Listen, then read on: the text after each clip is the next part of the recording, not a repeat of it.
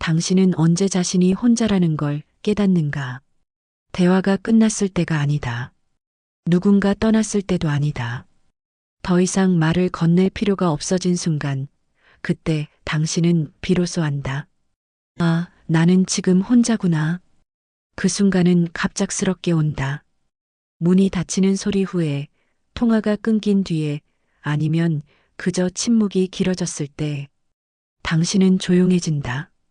하지만 그 조용함이 평온으로 이어지지 않는다는 걸 당신은 이미 알고 있다. 먼저 오는 건 불안이다. 가슴 어딘가가 조여온다. 무언가 빠진 것 같다. 쓸모 없어진 것 같다. 아무도 보지 않는 이 자리에서 당신은 갑자기 흐릿해진다. 존재감이 희미해진다.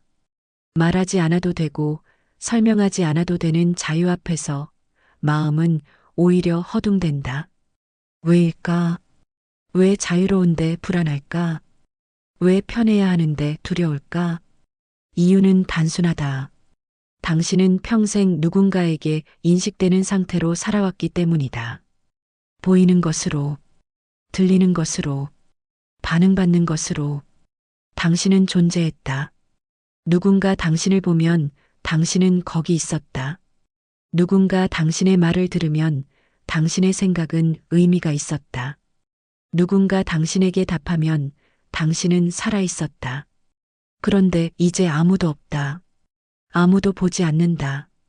아무도 듣지 않는다. 아무도 답하지 않는다. 그렇다면 지금 여기 있는 나는 존재하는가? 쇼펜하우어는 인간을 고통받는 존재로 보았다. 그러나 그 고통의 상당 부분은 타인 때문이 아니라 욕망이 스스로를 흔들기 때문에 생겨난다고 말했다. 인정받고 싶은 욕망, 사랑받고 싶은 욕망, 의미 있어 보이고 싶은 욕망.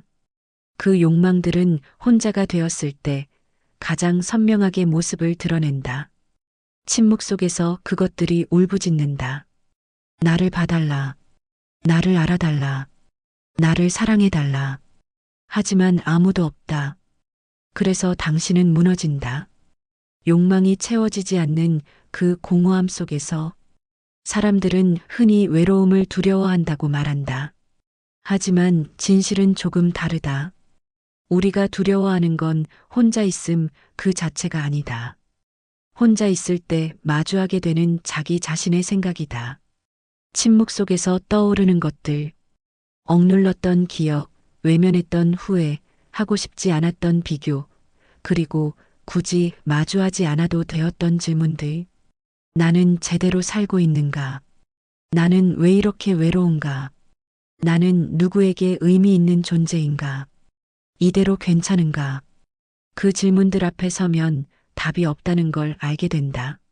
아니, 답은 있는데 듣고 싶지 않다는 걸 알게 된다. 그래서 우리는 도망친다.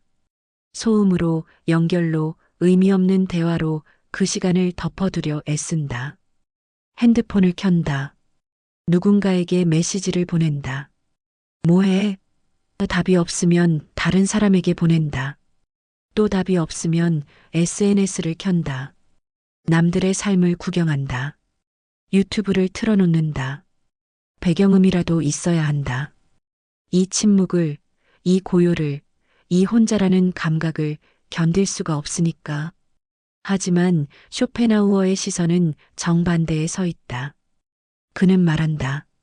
사람은 혼자 있을 때 가장 덜 속고 가장 적게 상처받는다고. 타인과 함께 있을 때 우리는 가면을 쓰고 역할을 연기하며 기대에 부응하느라 스스로를 소진한다. 하지만 혼자 있을 때 우리는 비로소 그 모든 것을 내려놓을 수 있다. 이 이야기는 외로움을 미화하지 않는다.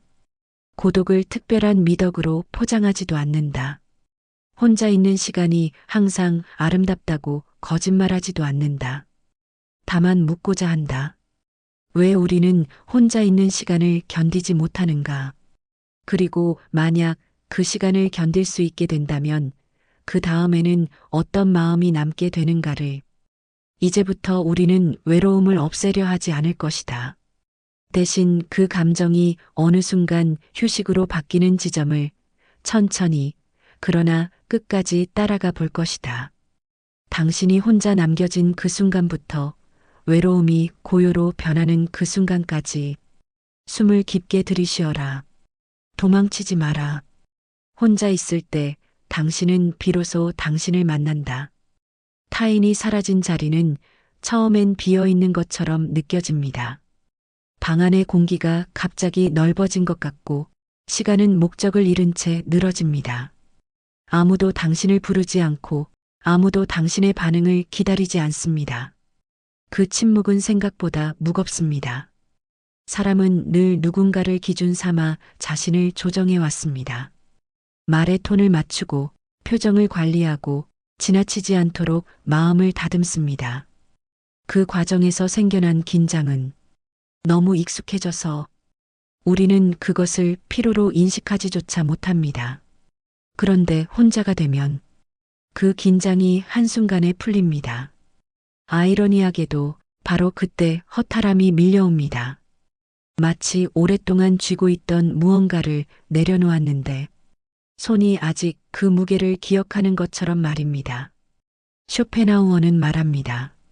인간은 타인과 함께 있을 때보다 혼자 있을 때 자기 자신을 더 분명하게 마주하게 된다고.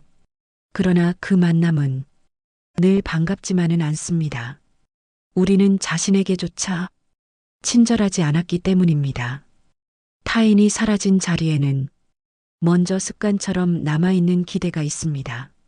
누군가에게 말할 생각이었던 이야기, 반응을 상상하며 준비했던 감정, 인정받고 싶었던 마음 말입니다.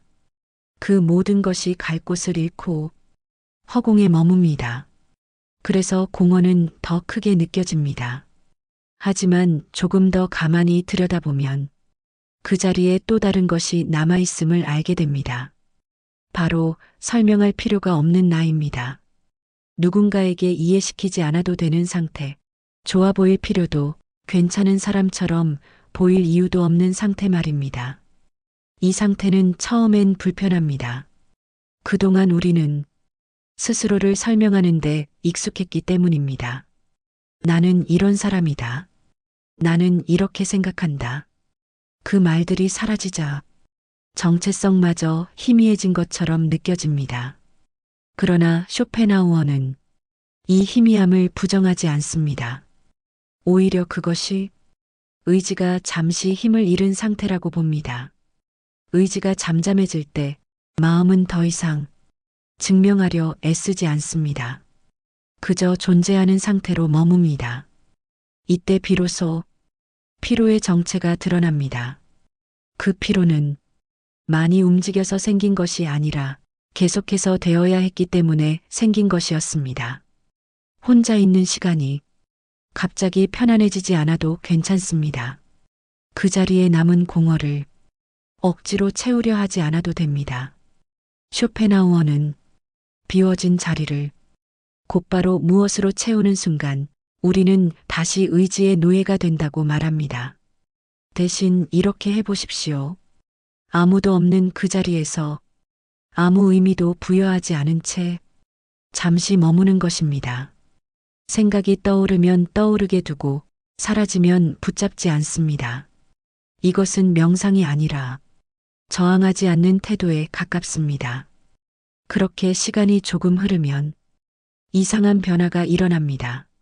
공허가 더 이상 공격적으로 느껴지지 않습니다. 허전함 속에서 조용한 안정감이 싹트기 시작합니다. 아무도 없다는 사실이 위협이 아니라 보호처럼 느껴지는 순간입니다. 바로 이때 사람은 깨닫기 시작합니다. 고독은 누군가를 잃어서 생긴 상태가 아니라 자신에게서 도망치지 않아도 되는 상태라는 것을 말입니다. 이제 우리는 고독을 실패나 벌로 보던 시선을 조금 내려놓을 수 있게 되었습니다. 다음 장에서는 이 고독을 둘러싼 오해, 즉 우리가 왜 고독을 잘못 이해해 왔는지를 조금 더 깊이 들여다보려 합니다. 사람들은 고독을 말할 때 늘 어떤 실패의 흔적처럼 이야기합니다. 혼자가 되었다는 것은 무언가를 잃었다는 뜻이고 제자리를 지키지 못했다는 증거처럼 여깁니다. 그래서 고독은 자연스럽게 견뎌야 할 형벌이 됩니다. 그러나 쇼펜하우어는 이 해석 자체가 이미 고통의 시작이라고 보았습니다. 고독은 사건이 아니라 상태이기 때문입니다. 누군가가 떠나서 생긴 결과가 아니라 인간이라면 누구나 결국 도달하게 되는 기본적인 자리 말입니다. 우리는 늘 함께 있음이 정상이고 혼자 있음은 예외라고 배워왔습니다. 하지만 가만히 생각해 보면 당신의 생각을 대신 느껴주는 사람은 없고 당신의 고통을 대신 견뎌주는 사람도 없습니다. 아무리 가까운 존재가 있어도 마음의 깊은 곳은 늘 혼자입니다. 고독은 피할 수 없는 조건이지 처벌이 아닙니다. 그럼에도 우리는 이 상태를 부정하려 애써왔습니다. 혼자 있는 자신을 보면 뒤처진 것 같고 부족한 것 같고 무언가 잘못된 선택을 한 사람처럼 느껴집니다. 이 감정은 어디에서 오는 것일까요? 쇼펜하우어는 그 원인을 인간의 비교 본능에서 찾습니다. 사람은 끊임없이 자신을 타인의 삶과 나란히 세웁니다. 그리고 그 비교 속에서 함께 있음을 가치로, 혼자 있음을 결핍으로 규정합니다. 이 규정이 고독을 고통으로 만듭니다. 하지만 고독 그 자체에는 아무런 평가도 붙어 있지 않습니다. 그것은 그저 자극이 줄어든 상태, 요구가 사라진 공간, 의지가 잠시 쉬는 자리일 뿐입니다. 고통은 그 상태의 의미를 덧씌우는 순간 생겨납니다. 사람이 혼자 있을 때 가장 먼저 떠오르는 생각은 이래도 괜찮은가라는 질문입니다. 이 질문은 겉으로는 합리적으로 보이지만 사실은 의지가 던지는 불안의 언어입니다. 무언가를 해야만 존재를 증명할 수 있다고 믿게 만들기 때문입니다. 쇼펜하우어는 말합니다. 삶의 고통은 부족해서가 아니라 과도하게 원하기 때문에 생긴다고. 그리고 고독은 그 욕망의 흐름을 잠시 끊어내는 드문 상태입니다. 그래서 불편합니다. 흐르던 것이 멈췄을 때 몸이 어색해지는 것처럼 말입니다. 여기서 중요한 전환이 일어납니다. 고독을 없애려 하지 않고 그 상태를 그대로 두기로 선택하는 순간 마음의 태도가 달라집니다. 왜 혼자인가라는 질문 대신 지금 이 상태는 어떤가라고 묻기 시작합니다. 그 질문에는 비난도 비교도 없습니다. 오직 관찰만 있습니다. 그리고 관찰은 고통을 키우지 않습니다. 고독이 더 이상 해결해야 할 문제가 아니라 경험해야 할 조건이 되기 때문입니다. 이때 사람은 작지만 분명한 변화를 느낍니다. 혼자 있는 시간이 더 이상 자신을 평가하지 않습니다. 누군가와 나란히 서 있지 않아도 자신의 존재가 줄어들지 않는다는 사실을 몸으로 알게 됩니다. 쇼펜하우어가 말한 평안의 핵심은 행복을 얻는 데 있지 않습니다. 불필요한 고통을 덜어내는 데 있습니다. 그리고 고독에 씌워진 벌이라는 해석을 내려놓는 것만으로도 우리는 이미 상당한 고통을 벗겨낸 셈입니다. 고독은 당신을 시험하지 않습니다. 당신을 판단하지도 않습니다. 그저 말없이 묻습니다. 아무것도 하지 않아도 여기에 머물 수 있는가 하고 말입니다. 이 질문에 서둘러 답하지 않아도 괜찮습니다. 중요한 것은 도망치지 않고 그 자리에 남아보는 것입니다.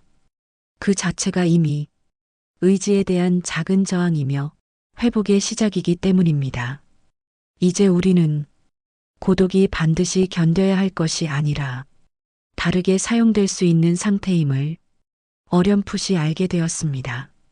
다음 장에서는 그 고독이 어떻게 마음을 가볍게 만드는 휴식으로 바뀌기 시작하는지를 조용히 따라가 보겠습니다.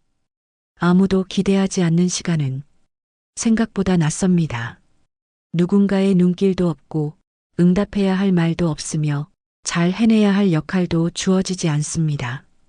그런데 이상하게도 바로 그 상태에서 마음은 처음으로 숨을 깊게 쉽니다. 사람은 늘 기대 속에서 살아갑니다.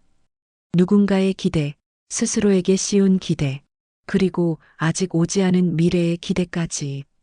이 기대들은 겉으로 보기엔 동력이자 의미처럼 보이지만 실제로는 마음을 끊임없이 앞으로 잡아당기는 긴장입니다.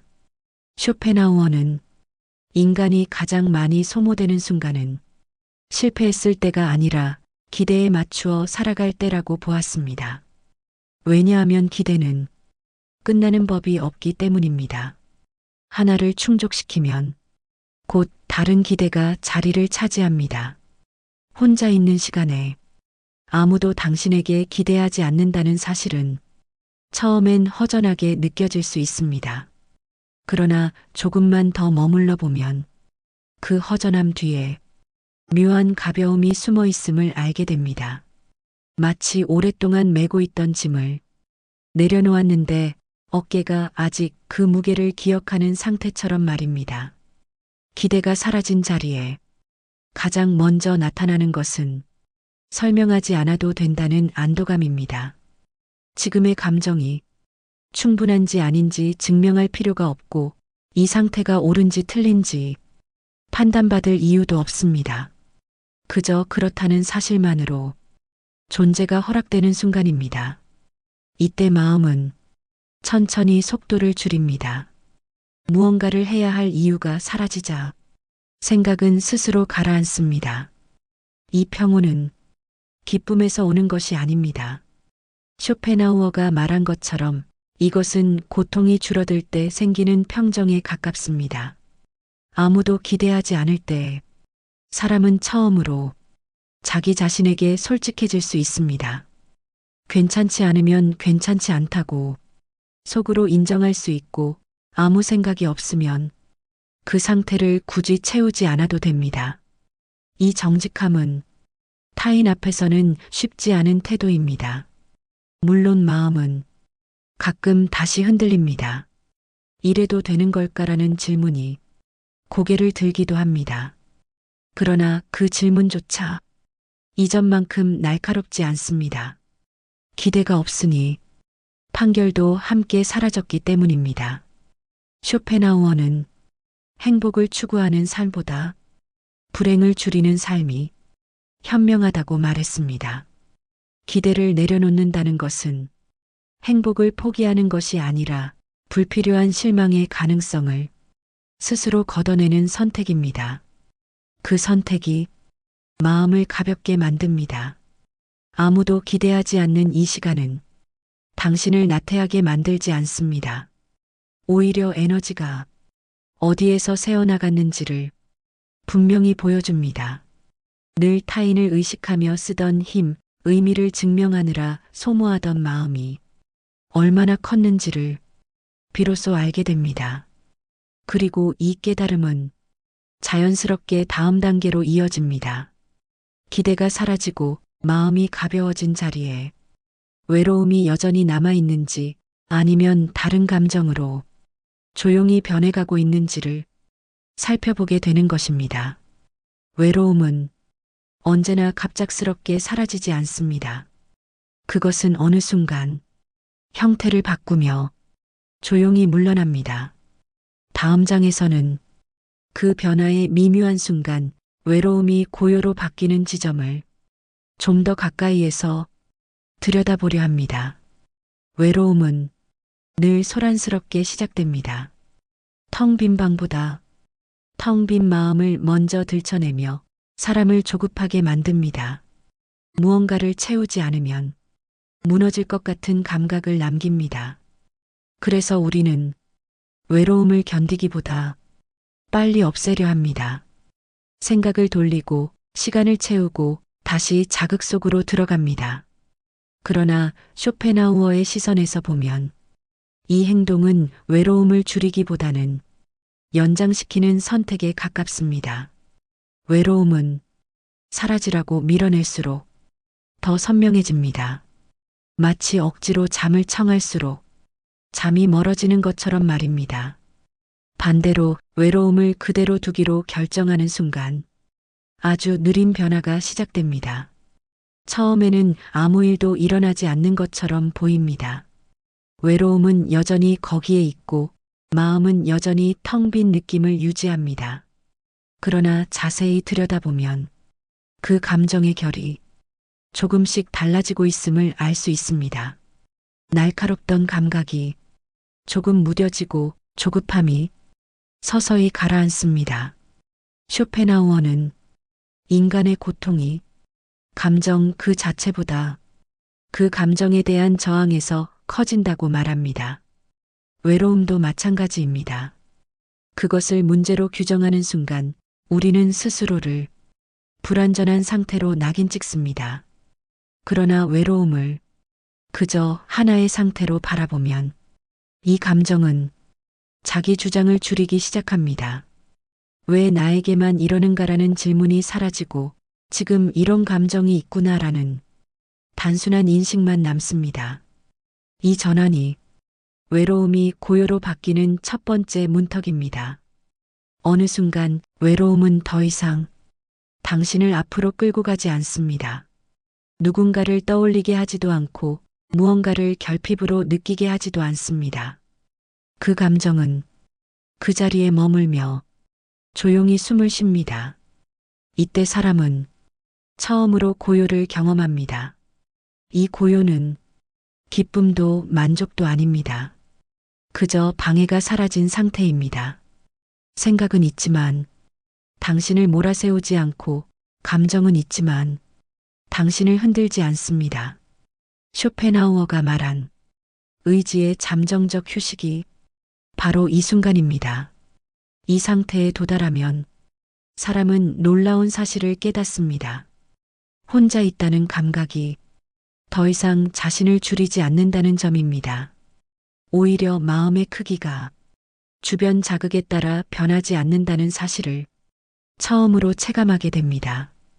고요 속에서는 시간도 다르게 흐릅니다. 서두를 이유가 없고 미룰 이유도 없습니다. 그저 흘러가도록 두어도 아무것도 무너지지 않습니다. 이 경험은 삶에 대한 신뢰를 아주 작게 그러나 분명하게 회복시킵니다. 외로움이 고요로 바뀌는 순간은 눈에 띄지 않습니다. 큰 깨달음처럼 갑작스럽게 찾아오지 않습니다. 대신 이렇게 조용히 다가옵니다. 지금 이 상태로도 괜찮다라는 말없는 확신처럼 말입니다. 이 확신이 자리 잡으면 사람은 더 이상 혼자 있는 시간을 두려워하지 않게 됩니다. 외로움이 다시 찾아와도 그 끝에 고요가 있다는 사실을 이미 알고 있기 때문입니다. 이제 마지막 장이 남아 있습니다. 혼자 있는 법을 억지로 배우는 사람이 아니라 자연스럽게 그 상태에 머무를 수 있게 된 사람의 마음은 어떻게 달라지는지 쇼펜하우어의 시선으로 차분히 정리해 보겠습니다. 혼자 있는 법을 배웠다는 것은 외로움을 느끼지 않는 사람이 되었다는 뜻이 아닙니다. 그보다 중요한 변화는 외로움이 찾아와도 그 감정에 끌려가지 않게 되었다는 점입니다. 마음은 여전히 흔들리지만 이제는 그 흔들림이 전부는 아니라는 사실을 압니다. 쇼펜하우어는 지혜로운 사람일수록 삶에서 요구하는 바가 적어진다고 말합니다. 많이 가지려는 욕망, 자주 확인받고 싶은 마음, 끊임없이 연결되어야 한다는 강박이 조용히 힘을 잃습니다. 그 자리에 남는 것은 과하지 않은 리듬입니다. 혼자 있는 법을 익힌 사람은 시간을 적으로 여기지 않습니다. 무언가를 채우지 않아도 시간은 흘러가고 그 흐름이 자신을 해치지 않는다는 사실을 몸으로 압니다. 그래서 서두르지 않고 억지로 의미를 만들지도 않습니다. 이 고요는 도망쳐서 얻은 것이 아닙니다. 오히려 끝까지 머물러서 얻은 결과에 가깝습니다. 외로움이 불편할 때 도망치지 않았고 공허가 밀려올 때 다른 것으로 덮지 않았습니다. 그 인내가 마음을 단단하게 만들었습니다. 사람은 흔히 강해져야 혼자를 견딜 수 있다고 생각합니다. 그러나 쇼펜하우어의 철학은 그 반대를 말합니다. 강해지려 애쓰지 않을 때 마음은 오히려 덜 다칩니다. 혼자 있는 법을 배운 사람은 스스로를 단련한 사람이 아니라 스스로를 덜 소모하는 법을 알게 된 사람입니다. 이제 혼자 있는 시간은 벌이 아닙니다. 피해야 할 공백도 아닙니다. 그것은 회복의 조건이 됩니다. 말하지 않아도 되는 시간, 설명하지 않아도 되는 자리, 아무도 판단하지 않는 공간 말입니다. 이 상태에 익숙해지면 사람은 더 이상 고독을 특별하게 만들지 않습니다. 그저 삶의 한 부분으로 받아들입니다. 혼자일 때는 혼자이고 함께일 때는 함께인 것. 그 사이에 우열도 불안한 비교도 없습니다. 쇼펜하우어는 인생을 완벽하게 만드는 방법은 없다고 보았습니다. 그러나 불필요한 고통을 줄이는 길은 분명히 존재한다고 말했습니다. 혼자 있는 시간을 외로움으로만 해석하지 않는 것, 그것은 아주 작지만 삶 전체의 고통을 덜어내는 선택입니다.